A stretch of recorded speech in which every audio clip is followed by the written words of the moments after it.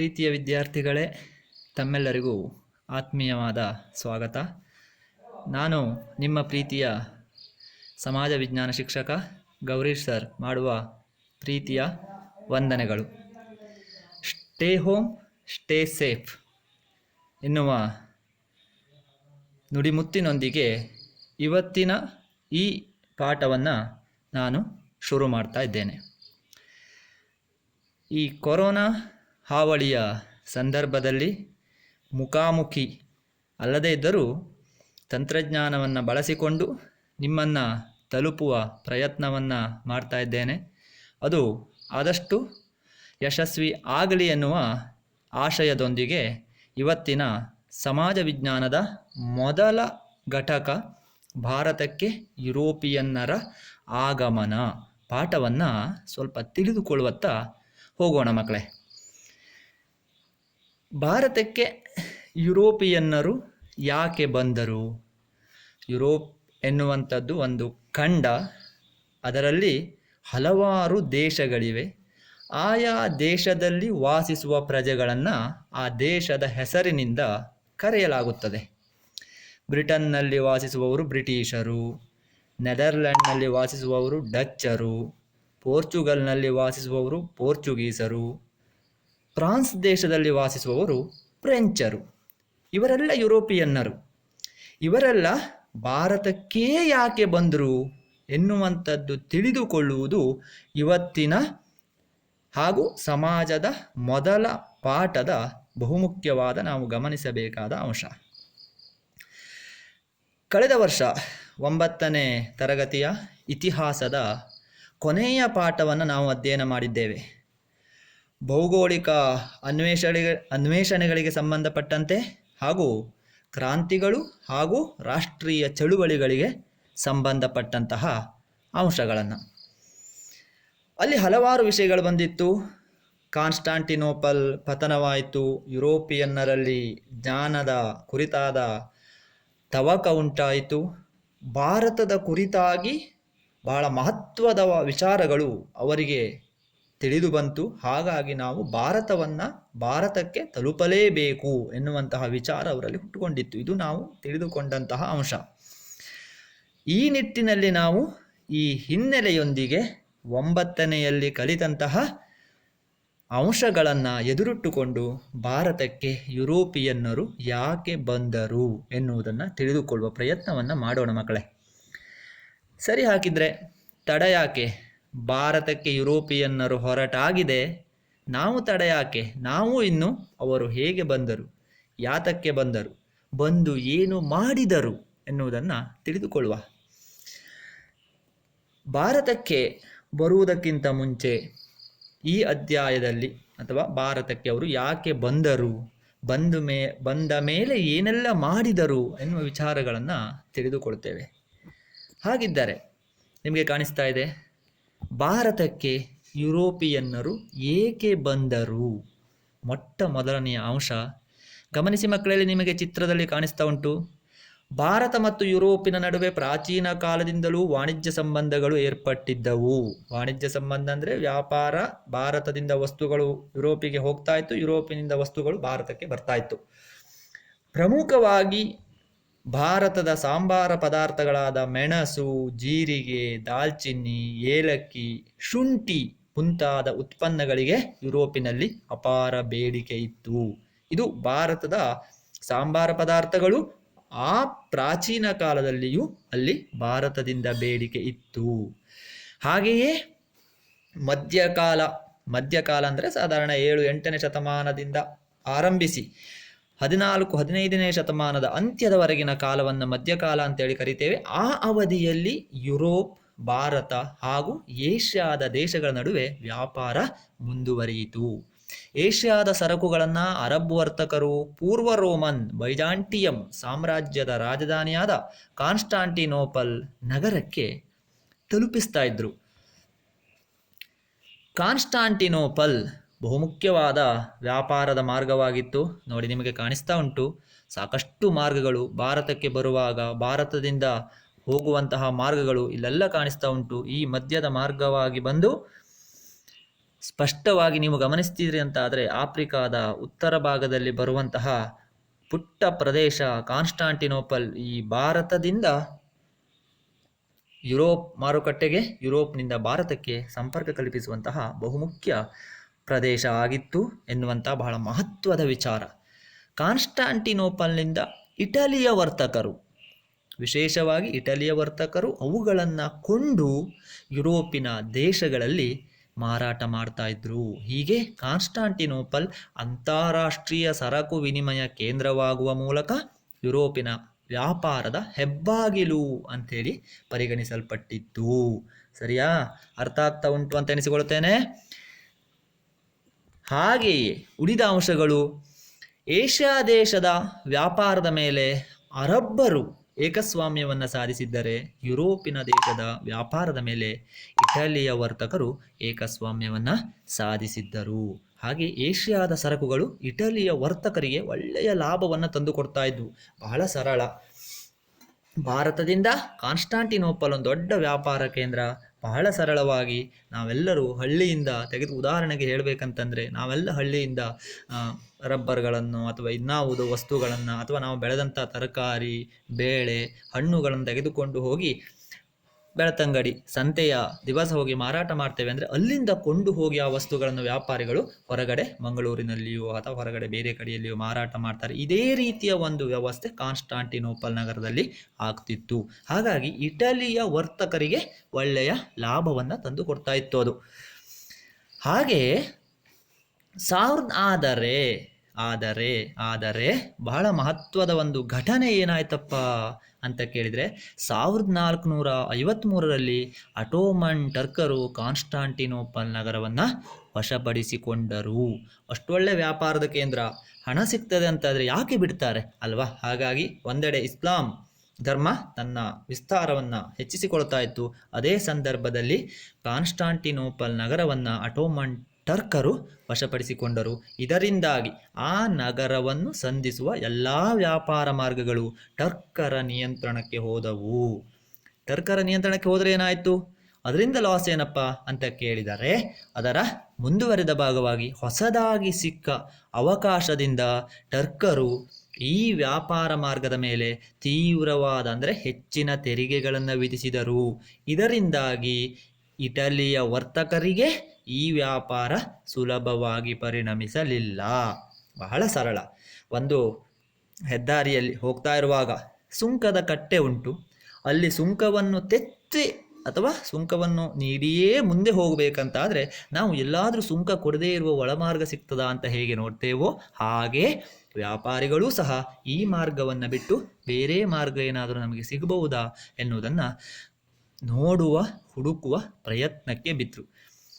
ಭಾಳ ಸರಳವಾಗಿ ಗಮನಿಸಬೇಕು ಮಕ್ಕಳೇ. ಇದಕ್ಕೆ ಸಂಬಂಧಪಟ್ಟ ಪ್ರಶ್ನೆಗಳು ಹೇಗೆ ಬರ್ತವೆ ಅಂತ ಕೇಳಿದರೆ, ಕಾನ್ಸ್ಟಾಂಟಿನೋಪಲ್ ಯುರೋಪಿನ ವ್ಯಾಪಾರದ ಹೆಬ್ಬಾಗಿಲು ಎಂದೇ ಪ್ರಸಿದ್ಧವಾಗಿತ್ತು. ಹೇಗೆ ಅಂತ ಕೇಳಿದರೆ, ಈ ಮುಂಚಿನಂತೆ ನಾನು ಹೇಗೆ ಭಾರತದಿಂದ ಏಲಕ್ಕಿಯಂತಹ ಸಾಂಬಾರ ಪದಾರ್ಥಗಳು ವಿನಿಮಯವಾಗ್ತಾ ಇತ್ತು, ಭಾರತ ಹಾಗೂ ಯುರೋಪಿನ ವ್ಯಾಪಾರ ಕೇಂದ್ರವಾಗಿ ಕಾನ್ಸ್ಟಾಂಟಿನೋಪಲ್ ನಗರ ಪ್ರಸಿದ್ಧವಾಗಿತ್ತು. ಅದು ಇಟಲಿಯ ವರ್ತಕರಿಗೆ ವರಮಾನವನ್ನು, ಲಾಭಾಂಶವನ್ನು ತಂದುಕೊಡ್ತಾ ಇತ್ತು. ಈ ಎಲ್ಲ ಅಂಶವನ್ನು ಇಟ್ಟುಕೊಂಡು ನಾವು 2 ಅಂಕದ ಪ್ರಶ್ನೆಗೆ ಸಿದ್ಧರಾಗಬೇಕಾಗ್ತದೆ. ಹಾಗಿದ್ದರೆ ಮುಂದೆ ಏನಾಯಿತು? ಕತೆ ನಿಲ್ಲುವುದಿಲ್ಲ ಮಕ್ಕಳೇ, ಮುಂದೆ ಹೋಗಬೇಕು. ಮುಂದೆ ಏನಾಯ್ತಪ್ಪ ಅಂತ ಕೇಳಿದರೆ, ಇದೇ ವೇಳೆ ಇಟಲಿಯ ವರ್ತಕರ ಏಕಸ್ವಾಮ್ಯವನ್ನು ಮುರಿಯಲು ಇಟಲಿಯೊಬ್ಬರು, ಯುರೋಪ್ನ ಮೊದಲೇ ಹೇಳಿದ್ದೆ, ಯುರೋಪ್ ಎನ್ನುವಂಥದ್ದು ಒಂದು ಖಂಡ, ಹಲವಾರು ದೇಶಗಳಿವೆ. ಅಲ್ಲಿ ಬೇರೆ ದೇಶಗಳವರಿಗೆ ಏನನ್ನಿಸ್ತಪ್ಪ ಅಂತ ಕೇಳಿದರೆ, ನಮಗೆ ಕಾಣಿಸ್ತಾ ಉಂಟು ಈ ಕೆಂಪು ಬಣ್ಣದಲ್ಲಿರುವಂಥದ್ದು ಇಟಲಿ ದೇಶ, ಅದರ ಪಕ್ಕಕ್ಕೆ ಹಸಿರು ಹಾಗೂ ಹಳದಿ ಬಣ್ಣದಲ್ಲಿ ಕಾಣಿಸ್ತಾ ಇರುವಂಥದ್ದು ಸ್ಪೇನ್ ಹಾಗೂ ಪೋರ್ಚುಗಲ್ ದೇಶಗಳು. ಅವು ಏನು ಮಾಡಿದ್ವಪ್ಪ ಅಂತ ಕೇಳಿದರೆ, ಈ ಇಟಲಿಯ ವರ್ತಕರಿಗೆ ಮಾತ್ರ ಯಾಕೆ ಲಾಭ? ನಾವು ಲಾಭ ಮಾಡಿಕೊಳ್ಳುವ ಹಾಗಿದ್ರೆ ಏನು ಮಾಡಬೇಕು? ಭಾರತಕ್ಕೆ ಒಂದು ವ್ಯಾಪಾರದ ಮಾರ್ಗವನ್ನು ಕಂಡುಹಿಡಬೇಕು. ಭೂಮಿಯ ಮೇಲೆ ಹೋಗ್ಲಿಕ್ಕೆ ಆಗುವುದಿಲ್ಲ. ಹಾಗಿದ್ರೆ ಇನ್ನು ಉಳಿದಿದ್ದು ಯಾವ ಮಾರ್ಗ? ಆಕಾಶ ಮಾರ್ಗದಲ್ಲಿ ಆಗಿನ್ನೂ ವಿಮಾನಗಳ ಸಂಶೋಧನೆ ಆಗಿರಲಿಲ್ಲ. ಅಂತಹ ಸಂದರ್ಭದಲ್ಲಿ ದೋಣಿಗಳ ಮೂಲಕವಾಗಿ, ನಿಮಗೆ ಚಿತ್ರದಲ್ಲಿ ಕಾಣಿಸ್ತಾ ಉಂಟು, ದೋಣಿಗಳ ಮೂಲಕವಾಗಿ ಭಾರತಕ್ಕೆ ಜಲಮಾರ್ಗವನ್ನು ಕಂಡುಹಿಡಿಯುವ ಪ್ರಯತ್ನವನ್ನು ಶುರು ಮಾಡಿದರು. ಹಾಗಿದ್ರೆ ಮುಂದೇನಾಯಿತು ಅಂತ ನೋಡುವುದಿದ್ರೆ, ಭಾರತಕ್ಕೆ ಹೊಸ ವೈಜ್ಞಾನಿಕ ಅಥವಾ ಭಾರತಕ್ಕೆ ಹೊಸ ಜಲಮಾರ್ಗವನ್ನು ಕಂಡುಹಿಡಿಯುವುದು ಅನಿವಾರ್ಯವಾಗಿತ್ತು ಅನ್ನುವ ಪ್ರಶ್ನೆಯೊಂದು ನಿಮಗೆ ಖಂಡಿತವಾಗಿ ಎದುರಾಗ್ತದೆ. ಹಾಗಿದ್ದರೆ ಭಾರತಕ್ಕೆ ವೈಜ್ಞಾನಿಕ ಹಾಗೂ ಭಾರತಕ್ಕೆ ಹೊಸ ಜಲಮಾರ್ಗವನ್ನು ಕಂಡುಹಿಡಿಯಲು ಕಾರಣವಾಗಿರತಕ್ಕಂಥ ಅಂಶಗಳು ಯಾವ್ಯಾವುದು ಅಂತ ನೋಡುವುದಾದರೆ, ಮೊಟ್ಟ ಮೊದಲನೇದಾಗಿ ನೋಡಿ, ನಿಮಗೆ ಚಿತ್ರಗಳು ಕಾಣಿಸ್ತಾ ಇದೆ. ಹೊಸ ವೈಜ್ಞಾನಿಕ ಆವಿಷ್ಕಾರಗಳಾದ ದಿಕ್ಸೂಚಿ, ಆಸ್ಟ್ರೋಲೋಬ್, ಸಿಡಿಮದ್ದು ಮುಂತಾದವು ನಾವಿಕರ ನೆರವಿಗೆ ಬಂದವು. ಇದು ಬಹಳ ಮಹತ್ವದ ಮೊದಲನೆಯ ಅಂಶ. ಇವುಗಳನ್ನು ಬಳಸಿಕೊಂಡು ಅವರಿಗೊಂದು ಧೈರ್ಯ ಬಂತು. ದಿಕ್ಸೂಚಿ ದಿಕ್ಕನ್ನು ತೋರಿಸ್ತದೆ. ಯಾವತ್ತೂ ಉತ್ತರ ದಿಕ್ಕಿಗೆ ಮುಖವಾಗಿರುವಂತಹ ಆ ದಿಕ್ಸೂಚಿಯನ್ನು ಆಧರಿಸಿ ನಾವು ಯಾವ ದಿಕ್ಕಿಗೆ ಹೋಗ್ತೇವೆ ಅನ್ನುವುದನ್ನು ತಿಳ್ಕೊಳ್ಳಿಕ್ಕೆ ಅವರಿಗೆ ಸುಲಭವಾಯಿತು. ಅದರಂತೆ ಸಿಡಿಮದ್ದಿನಂತಹ ಉಪಕರಣಗಳು ಅವರಿಗೆ ನೆರವಿಗೆ ಬಂದವು. ಆನಂತರ ಏನಾಯಿತು ಅಂತ ಕೇಳಿದರೆ, ಭಾರತಕ್ಕೆ ಹೊಸ ಜಲಮಾರ್ಗವೊಂದು ಕಂಡುಹಿಡಿಯಲ್ಪಟ್ಟು, ನೋಡಿ ನಿಮಗೆ ಕಾಣಿಸ್ತಾ ಉಂಟು, ಚಿತ್ರದಲ್ಲಿ ಕಾಣಿಸ್ತಾ ಇರುವವನು ವಾಸ್ಕೋ ಡ ಗಾಮ. ಅವನು ಸ್ಪೇನ್ನಿಂದಲೊಂದು ನಾವೆ ಅಥವಾ ದೋಣಿ, ಹಡಗು ನಿಮಗೆ ಕಾಣಿಸ್ತಾ ಉಂಟು, ಅಲ್ಲಿಂದ ಆಫ್ರಿಕಾವನ್ನು ಸುತ್ತುವರೆದು ಬಂದು ಆಫ್ರಿಕಾದ ಮೂಲಕವಾಗಿ ಭಾರತಕ್ಕೆ ತಲುಪಿದ ಗುಲಾಬಿ ಬಣ್ಣದ ದಾರಿಯೊಟ್ಟಿಗೆ ನಿಮಗೆ ಕಾಣಿಸ್ತಾ ಇರುವಂತಹ ಹಳದಿ ಬಣ್ಣದ ದಾರಿ ಏನು ಕಾಣಿಸ್ತಾ ಉಂಟು, ಅದು ಭಾರತವನ್ನು ವಾಸ್ಕೋ ಡ ಗಾಮ ತಲುಪಿದ ಮಾರ್ಗವಾಗಿತ್ತು. 1498ರಲ್ಲಿ ಭಾರತದ ಪಶ್ಚಿಮ ಕರಾವಳಿ ತೀರದ ಕಲ್ಲಿಕೋಟೆ ಸಮೀಪದ ಕಾಪಡ್ ಎಂಬಲ್ಲಿಗೆ ವಾಸ್ಕೋ ಡ ಗಾಮ ಬಂದು ತಲುಪಿದ. ಅಲ್ಲಿಗೆ ಏನಾಯ್ತಪ್ಪ ಅಂತ ಕೇಳಿದರೆ, ಭಾರತಕ್ಕೊಂದು ಜಲಮಾರ್ಗದ ಅನ್ವೇಷಣೆ ಪೂರ್ತಿಯಾಗಿತ್ತು. ಭಾರತಕ್ಕೆ ಭೂಮಾರ್ಗವಲ್ಲದೆ ವ್ಯಾಪಾರಕ್ಕಾಗಿ ಸಂಪರ್ಕ ಹೊಂದುವ ಯುರೋಪಿಯನ್ನರ ಕನಸು ನನಸಾಗಿತ್ತು. ಇದು ಭಾರತಕ್ಕೆ ಯುರೋಪಿಯನ್ನರು ಬಂದ ರೀತಿ ಯಾಕೆ ಬರಬೇಕಿತ್ತು ಅನ್ನುವುದಕ್ಕೆ ಅವರು ತಳೆದಂತಹ ಅತಿಯಾದ ಆಸಕ್ತಿಗೆ ಬಹುಮುಖ್ಯವಾದ ಕಾರಣ ಆಗಿತ್ತು ಮಕ್ಕಳೇ. ಆದರೆ ಇಷ್ಟು ವರ್ಷ ನಾವು ಬಂದ ನಂತರ ಏನಾಯಿತು, ಈ ಪಾಠಕ್ಕೆ ಸಂಬಂಧಪಟ್ಟಂತೆ ತುಂಬ ಅಂಶಗಳ ಅಧ್ಯಯನ ಮಾಡ್ತಾ ಇದ್ದೆವು. ಆದರೆ ಈ ಕೊರೋನಾ ಸಂದರ್ಭದಲ್ಲಿ ನಾವು ಶಾಲೆಯಿಂದ ದೂರ ಇದ್ದೇವೆ, ಜೊತೆಗೆ ಸಾಕಷ್ಟು ಪಾಠಗಳು ಕಡಿತಗೊಂಡಿವೆ. ಹಾಗಾಗಿ ಇಲ್ಲಿಂದ ನಾವೀಗ ನೇರವಾಗಿ ಭಾರತಕ್ಕೆ, ಆಗಿದ್ರೆ ವಾಸ್ಕೋ ಡ ಗಾಮ ಒಬ್ಬನೇ ಬಂದನ, ಅವನೊಟ್ಟಿಗೆ ಆ ದೇಶದವರು ಮಾತ್ರ ಬಂದ್ರ ಅಥವಾ ಬೇರೆ ಬೇರೆ ದೇಶದವರು ಬಂದ್ರ ಎನ್ನುವಂತಹ ಮಾಹಿತಿಯನ್ನು ತಿಳ್ಕೊಳ್ತಾ ಹೋಗ್ತೇವೆ. ಮುಂದೆ ನೋಡುವುದಾದರೆ, ಭಾರತಕ್ಕೆ ಹೊಸ ಜಲಮಾರ್ಗ ಅನ್ವೇಷಣೆ ಆಯಿತು. ಆ ಮಾರ್ಗದಲ್ಲಿ ಹಾಗೆ ಬಂದು ತಲುಪಿದ ಮೊಟ್ಟ ಮೊದಲಿಗರು ಪೋರ್ಚುಗೀಸರಾಗಿತ್ತು. ವಾಸ್ಕೋ ಡ ಗಾಮ ಪೋರ್ಚುಗಲ್ ದೇಶದವನು. ಹಾಗಾಗಿ ಪೋರ್ಚುಗೀಸರಿಗೆ ಭಾರತಕ್ಕೆ ಜಲಮಾರ್ಗವನ್ನು ಕಂಡುಹಿಡಿದಂತಹ ಒಂದು ಶ್ರೇಯಸ್ಸು ಪೋರ್ಚುಗೀಸರಿಗೆ ತಲುಪಿತು. ಭಾರತದಲ್ಲಿ ಆ ಸಂದರ್ಭದಲ್ಲಿ 1400ರ ಕಾಲ ಅಂದರೆ ನೆನಪು ಮಾಡಿಕೊಳ್ಳಿ ಮಕ್ಕಳೇ, ನಾನು ಸ್ಪಷ್ಟವಾಗಿ ಹೇಳ್ತಾ ಇದ್ದೇನೆ, ವಿಜಯನಗರ ಸಾಮ್ರಾಜ್ಯ ಇತ್ತು. ಅವರೊಂದಿಗೆ ವ್ಯಾಪಾರದ ಒಪ್ಪಂದಗಳನ್ನು ಮಾಡಿಕೊಂಡ ಪೋರ್ಚುಗೀಸರು ಸುಮಾರು ಮುಂದಿನ 100 ವರ್ಷಗಳ ಕಾಲ ಭಾರತದಲ್ಲಿ ಏಕಮೇವ ಅದ್ವಿತೀಯರಾಗಿ, ಅಂದರೆ ಅವರೊಬ್ಬರೇ ಅತ್ಯುತ್ತಮವಾದ ಲಾಭದೊಂದಿಗೆ ವ್ಯಾಪಾರವನ್ನು ನಡೆಸಿದರು. ಈ ಪೋರ್ಚುಗೀಸರ ಪ್ರಯತ್ನದಿಂದ ಅವರು ಯಶಸ್ವಿ ಕಂಡರು ಎನ್ನುವ ಆ ವಿಷಯವನ್ನು ತಿಳಿದಂತಹ ಡಚ್ಚರು, ಇಂಗ್ಲೀಷರು, ಫ್ರೆಂಚರು ಸಹ ಭಾರತಕ್ಕೆ ಬರಲಿಕ್ಕೆ ಶುರು ಮಾಡಿದರು. ಹಾಗಾದರೆ ಭಾರತಕ್ಕೆ ಬಂದಂತಹ ಯುರೋಪಿಯನ್ನರು ಯಾರು ಅಂತ ಕೇಳಿದರೆ, ಆ ಕಾಲದಲ್ಲಿ ಹೆಚ್ಚು ಪ್ರಸಿದ್ಧರಾಗಿದ್ದಂತಹ ಹಾಗೂ ಆರ್ಥಿಕವಾಗಿ ಗಟ್ಟಿಯಾಗಿದ್ದಂತಹ ಮೊಟ್ಟ ಮೊದಲನೇದಾಗಿ ಬಂದಂಥವರು ಪೋರ್ಚುಗೀಸರು, ಎರಡನೆಯದಾಗಿ ಡಚ್ಚರು, ಮೂರನೆಯವರಾಗಿ ಇಂಗ್ಲೀಷರು, ನಾಲ್ಕನೆಯವರಾಗಿ ಫ್ರೆಂಚರು ಭಾರತಕ್ಕೆ ಬಂದರು. ಇಲ್ಲಿ ವ್ಯಾಪಾರಿ ಕಂಪನಿಗಳನ್ನು ಸ್ಥಾಪಿಸಿದರು. ಮುಂದೇನಾಯಿತು ಮಕ್ಕಳೇ ನೋಡೋದಿದ್ರೆ, ನೋಡಿ ವಾಸ್ಕೋ ಡ ಗಾಮ ನಿಮಗೆ ಕಾಣಿಸ್ತಾ ಇರುವಂಥದ್ದು. ಅವನ ನಂತರ ಬಂದ ಫ್ರಾನ್ಸಿಸ್ಕೋ ಡಿ ಅಲ್ಮೆಡಾ, ಇವನು ನೀಲಿ ನೀರಿನ ನೀತಿಯನ್ನು ಜಾರಿಗೆ ತಂದ. ಪೋರ್ಚುಗೀಸರ ಹಿಡಿತವನ್ನು ಸಮುದ್ರದ ಮೇಲೆ ಬಲಪಡಿಸಿದ. ಆದರೆ ಕಾಲಕ್ರಮೇಣ ಅವನು ಡಚ್ಚರು, ಇಂಗ್ಲೀಷರು ಬರ್ತಾ ಇದ್ದಂತೆ ಪೋರ್ಚುಗೀಸರು ಸೋತು ಹಿಮ್ಮೆಟ್ಟಬೇಕಾಯಿತು. ಅವರು ಕೇವಲ ಭಾರತದ ಗೋವಾಗೆ ಮಾತ್ರ ಸೀಮಿತಗೊಂಡರು. ಅದೇ ಅವರ ಕೇಂದ್ರವಾಗಿ ಉಳ್ಕೊಳ್ತು. ಆನಂತರ ಡಚ್ಚರು, ನೆದರ್ಲ್ಯಾಂಡ್ ದೇಶದವರು, ಅವರು ಭಾರತಕ್ಕೆ ಬಂದರು. ನೀವು ಕಾಣಿಸ್ತಾ ಇರುವಂಥದ್ದು ಅದು ಅವರ ವ್ಯಾಪಾರದ ಚಿಹ್ನೆ ಹಾಗೂ ಅವರ ವ್ಯಾಪಾರದ ಮಾರ್ಗಗಳು, ಭಾರತದಲ್ಲಿ ಸ್ಥಾಪಿಸಿಕೊಂಡಂತಹ ಕೇಂದ್ರಗಳು. ಇದು 1765 ಹೊತ್ತಿಗೆ ಭಾರತದಲ್ಲಿ ಯುರೋಪಿಯನ್ನರ ನೆಲೆಗಳು. ನಿಮಗೆ ಕಾಣಿಸ್ತಾ ಇರುವಂತಹ ನಕಾಶೆಯಲ್ಲಿ ಹಳದಿ ಬಣ್ಣದಲ್ಲಿ ಶೇಡ್ ಮಾಡಿರುವಂತಹ ಪ್ರದೇಶ ಯುರೋಪಿಯನ್ನರು ನೆಲೆಗೊಂಡಿರುವಂತಹ ಪ್ರದೇಶ. ಹಾಗೆ ಯುರೋಪಿಯನ್ ನೆಲೆಗಳು ಪಿ ಪೋರ್ಚುಗೀಸರ ನೆಲೆಗಳನ್ನು, ಎಫ್ ಆರ್ ಫ್ರೆಂಚರ ನೆಲೆಗಳನ್ನು, ಡಿ ಯು ಎನ್ನುವಂಥದ್ದು ಡಚ್ಚರ ನೆಲೆಗಳನ್ನು ಹಾಗೂ ಬಿ ಆರ್ ಎನ್ನುವಂಥದ್ದು ಬ್ರಿಟಿಷ್ ನೆಲೆಗಳನ್ನು ಅವು ತೋರಿಸ್ತವೆ. ಹಾಗಾಗಿ ಇವು ಭಾರತದಲ್ಲಿ ಯುರೋಪಿಯನ್ನರ ನೆಲೆಗಳಾಗಿತ್ತು ಮಕ್ಕಳೇ. ಹಾಗಿದ್ದರೆ ಮುಂದೆ ಫ್ರೆಂಚರ್ ಪೋರ್ಚುಗೀಸರಾಯಿತು, ಡಚ್ಚರಾಯಿತು, ಆ ನಂತರ ಹೆಚ್ಚು ಪ್ರಬಲರಾಗಿ ಬಂದು ಭಾರತದಲ್ಲಿ ನೆಲೆಯೂರಲು ಪೈಪೋಟಿಗಿಳಿದು ಯುದ್ಧಗಳನ್ನು ನಡೆಸಿ ಪ್ರಯತ್ನ ಪಟ್ಟವರು ಅಂತಂದರೆ ಇಂಗ್ಲೀಷರು, ಅಂದರೆ ಬ್ರಿಟಿಷರು ಹಾಗೂ ಫ್ರೆಂಚರು. ಆದರೆ ಅವರ ನಡುವೆ ನಡೆದಂತಹ ಯುದ್ಧಗಳಲ್ಲಿ ಕಾರ್ನಾಟಿಕ್ ಯುದ್ಧಗಳು ಅಂತೇಳಿ ನಡೀತು. ಅಂದರೆ ಭಾರತದ ದಕ್ಷಿಣ ಭಾಗ, ಭಾರತದ ಏನು ದಕ್ಷಿಣ ಭಾರತ ಪ್ರದೇಶಗಳು ಏನು ಕಾಣಸಿಗ್ತವೆ ನಮಗೆ, ನೀವು ನೋಡ್ತಾ ಇರುವಂತಹ ಇದರಲ್ಲಿ ಕಾಣಿಸ್ತಾ ಉಂಟು ವೃತ್ತಾಕಾರದ ಚಿಹ್ನೆಗಳಲ್ಲಿ ಏನು ಅಲ್ಲಲ್ಲಿ ಬ್ರಿಟಿಷರು ತಮ್ಮ ನೆಲೆಗಳನ್ನು ಸ್ಥಾಪಿಸಿಕೊಂಡಿದ್ರು. ಆ ಸ್ಥಾಪಿಸಿಕೊಂಡಂತಹ ನೆಲೆಗಳಲ್ಲಿ ಅವರಿಗೆ ಆ ಪ್ರದೇಶಗಳ ಏಕಸ್ವಾಮ್ಯಕ್ಕಾಗಿ ನಾನು ಗಟ್ಟಿಯ ಅಥವಾ ನೀನು ಶಕ್ತಿಶಾಲಿಯ ಅಥವಾ ನಾನು ಶಕ್ತಿಶಾಲಿಯ ಅಂಥೇಳಿ ನೋಡುವ ಕಾರಣಕ್ಕಾಗಿ ಫ್ರೆಂಚರು ಹಾಗೂ ಬ್ರಿಟಿಷರ ನಡುವೆ ಭಾರಿ ಪೈಪೋಟಿ ಏರ್ಪಡ್ತು.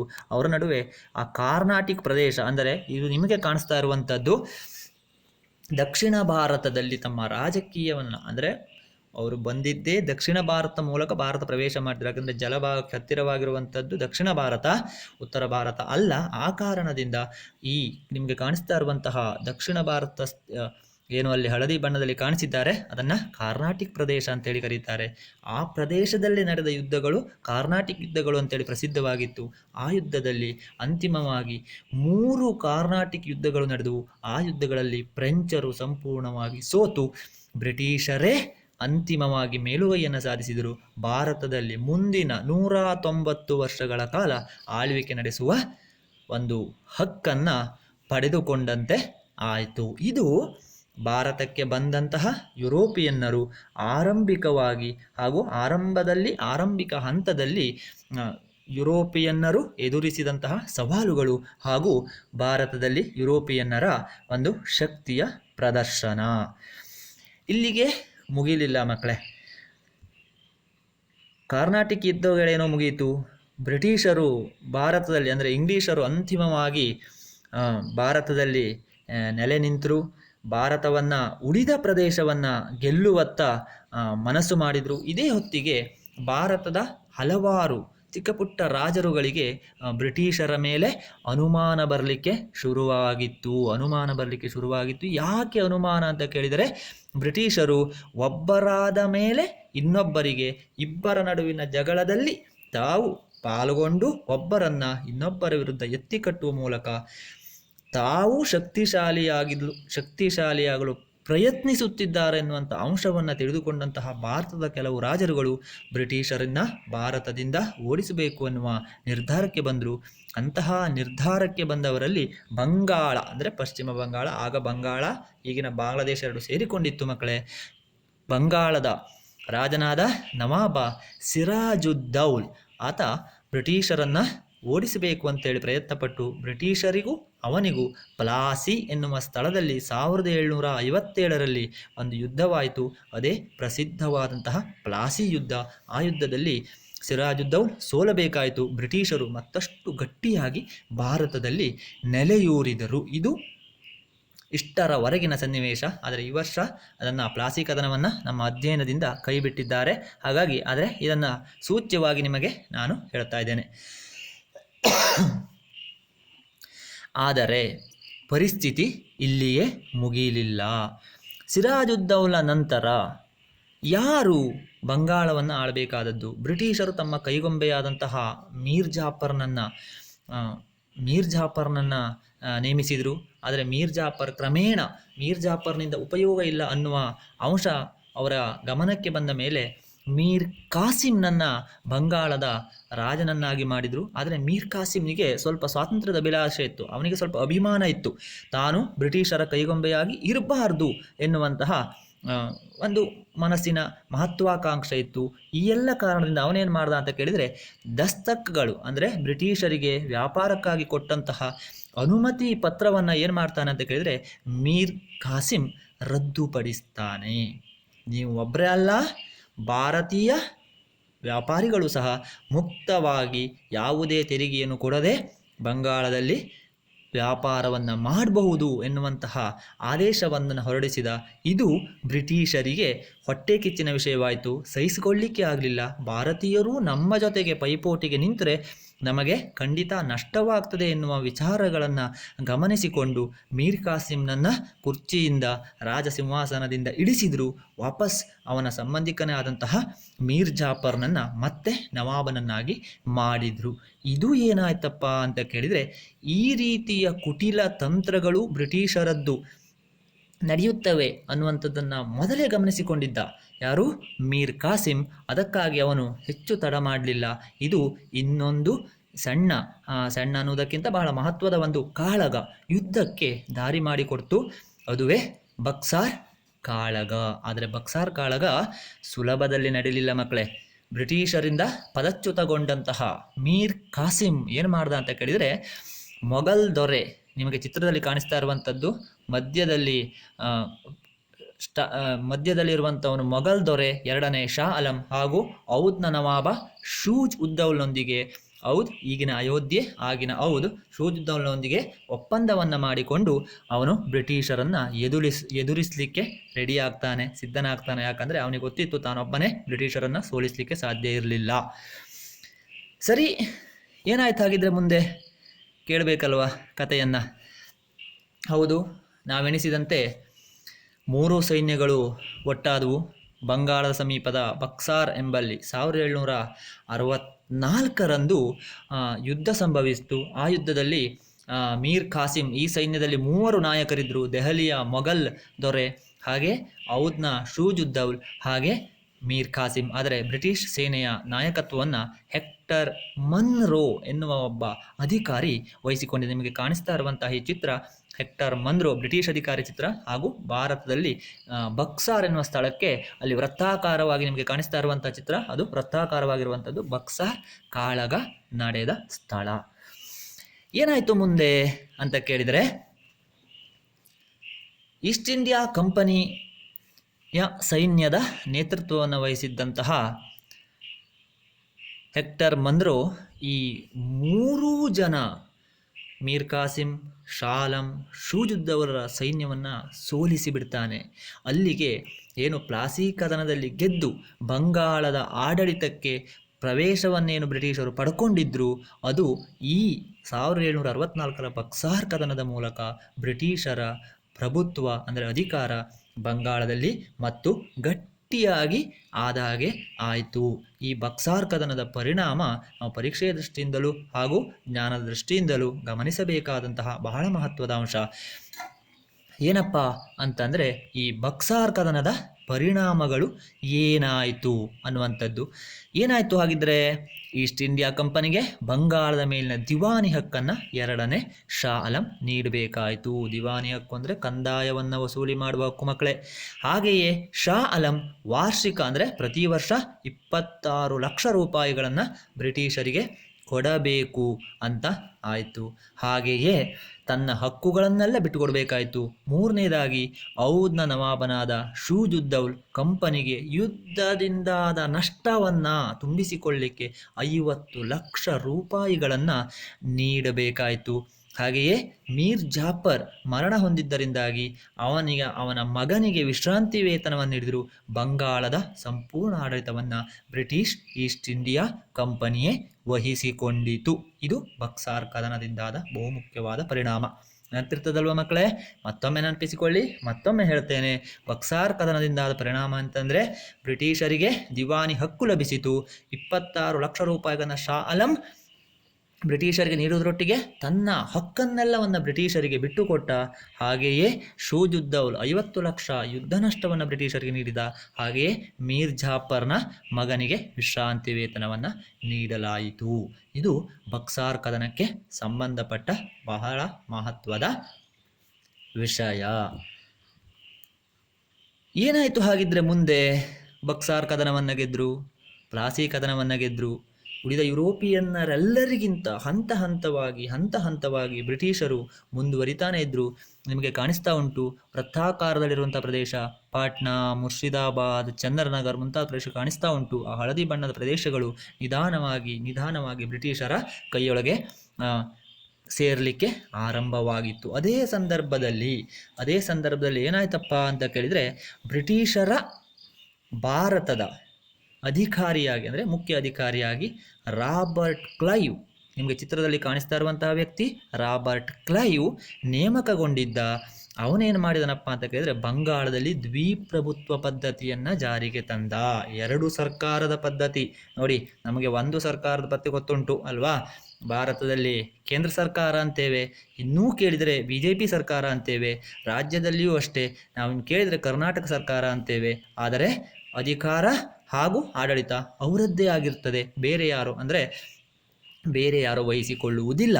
ಆದರೆ ಬ್ರಿಟಿಷರಿಗೆ ಹಾಗಲ್ಲ. ಭಾರತ ಒಂದು ಹೊಸ ದೇಶ ಆಗಿತ್ತು.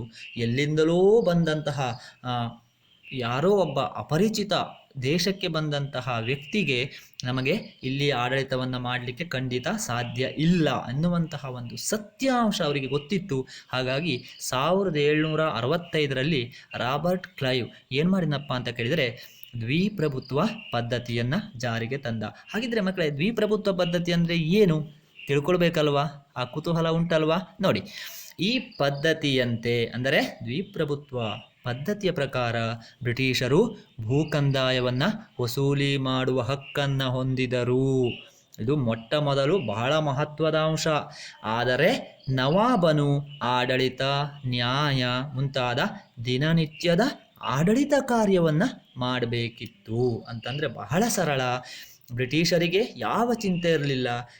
ಟ್ಯಾಕ್ಸನ್ನು ಮಾತ್ರ ವಸೂಲಿ ಮಾಡ್ತಾಯಿದ್ರು, ತೆರಿಗೆಯನ್ನು ವಸೂಲಿ ಮಾಡ್ತಾಯಿದ್ರು. ಆದರೆ ನವಾಬನು ಅವನು ದಿನನಿತ್ಯದ ಆಡಳಿತವನ್ನು, ಜನರ ಕಷ್ಟ ಸುಖಗಳನ್ನು ನೋಡುವುದರೊಟ್ಟಿಗೆ ಜನರಿಗೆ ಬೇಕಾದ ಯೋಜನೆಗಳನ್ನು ಕೊಡಲಿಕ್ಕೆ ಅವನು ಬ್ರಿಟಿಷರು ವಸೂಲಿ ಮಾಡಿದ್ದನ್ನು ಬಿಟ್ಟು ಬೇರೆ ತೆರಿಗೆಗಳನ್ನು ವಸೂಲಿ ಮಾಡಿಕೊಳ್ಬೇಕಿತ್ತು. ಜನರಿಂದ ಬರುವ ವಿರೋಧಗಳನ್ನು ಅವನು ಎದುರಿಸಬೇಕಿತ್ತು. 3ನೇ ಅಂಶ ಏನಪ್ಪ ಅಂತ ಕೇಳಿದರೆ, ಬ್ರಿಟಿಷರು ತಮ್ಮ ವಾಣಿಜ್ಯ ಹಿತಾಸಕ್ತಿ ಅಂದರೆ ವ್ಯಾಪಾರದ ಅಭಿವೃದ್ಧಿ ಆಗಬೇಕನ್ನುವ ದೃಷ್ಟಿಗೆ ಮಾತ್ರ ರಾಜಕೀಯ ಪರಮಾಧಿಕಾರವನ್ನು ಸ್ಥಾಪಿಸಿದರು. ಹಾಗೆಯೇ ಇಷ್ಟು ಅಂಶಗಳನ್ನು ಒಳಗೊಂಡು ಇರುವಂತಹ ಪದ್ಧತಿ 4 ಅಂಶಗಳು. ದ್ವಿಪ್ರಭುತ್ವ ಪದ್ಧತಿ ಅಂದರೆ 2 ಸರ್ಕಾರ.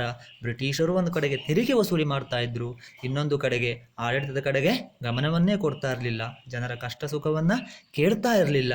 ಆದರೆ ನವಾಬನು ಜನರ ಕಷ್ಟ ಸುಖವನ್ನೂ ಕೇಳಿಕೊಂಡು ಅವನ ಆಡಳಿತಕ್ಕೆ ಬೇಕಾದ ತೆರಿಗೆಯನ್ನೂ ವಸೂಲಿ ಮಾಡಿಕೊಂಡು ಬ್ರಿಟಿಷರು ಕೇಳಿದಷ್ಟು ಹಣವನ್ನೂ ಕೊಟ್ಟುಕೊಂಡು ಅವನು ದೈನಂದಿನ ಆಡಳಿತವನ್ನು ಮಾಡಬೇಕಿತ್ತು. ಏನಾಗಿರಬಹುದು ಪರಿಸ್ಥಿತಿ ಅಲ್ವಾ? ಭಾಳ ಕಷ್ಟ ಆಗಿತ್ತು.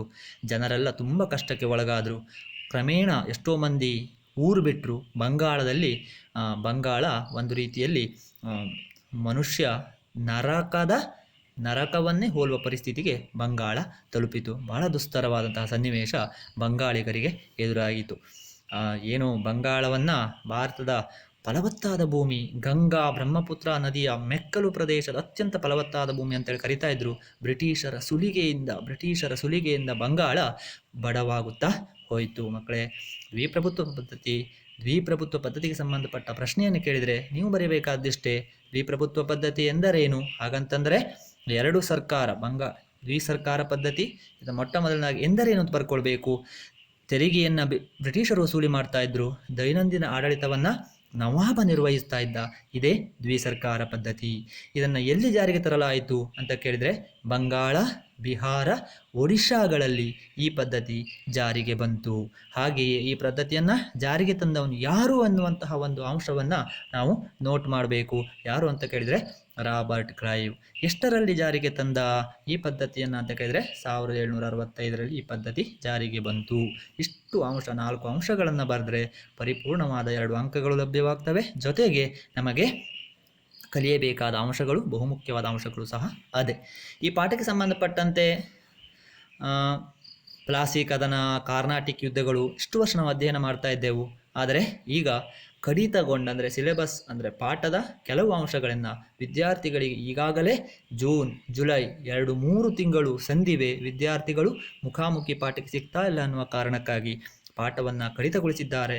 ಹಾಗಾಗಿ ನಾವು ಈ ಪಾಠದಲ್ಲಿ ಅಧ್ಯಯನ ಮಾಡಿದಂತಹ ಅಂಶಗಳು ಮತ್ತೊಮ್ಮೆ ನೆನಪಿಗೆ ಹೇಳ್ತಾ ಇದ್ದೇನೆ, ಮತ್ತೊಮ್ಮೆ ಮುನ್ನೆಲೆಗೆ ತರ್ತಾ ಇದ್ದೇನೆ. ಏನಪ್ಪ ಅಂತ ಕೇಳಿದರೆ, ಭಾರತಕ್ಕೆ ಯುರೋಪಿಯನ್ನರು ಆಗಮಿಸಿದ ಯುರೋಪಿಯನ್ನರು ಯಾರು? ಭಾರತಕ್ಕೆ ಹೊಸ ಜಲಮಾರ್ಗ ಕಂಡುಹಿಡಿಯಲು ಕಾರಣವಾದ ಅಂಶಗಳು, ಭಾರತದಲ್ಲಿ ಬಕ್ಸಾರ್ ಕಾಳಗದ ಪರಿಣಾಮಗಳು ಹಾಗೂ ದ್ವಿಸರ್ಕಾರ ಪದ್ಧತಿ. ಇವಿಷ್ಟು ನಾವು ಗಮನಿಸಬೇಕಾದ ವಿಚಾರ. ಮುಂದಿನ ದಿನಗಳಲ್ಲಿ ಇನ್ನೊಂದು ಹೊಸ ಪಾಠದೊಂದಿಗೆ ಹೊಸ ವಿಚಾರಗಳೊಂದಿಗೆ ನಿಮ್ಮ ಮುಂದೆ ಹಾಜರಾಗ್ತೇನೆ.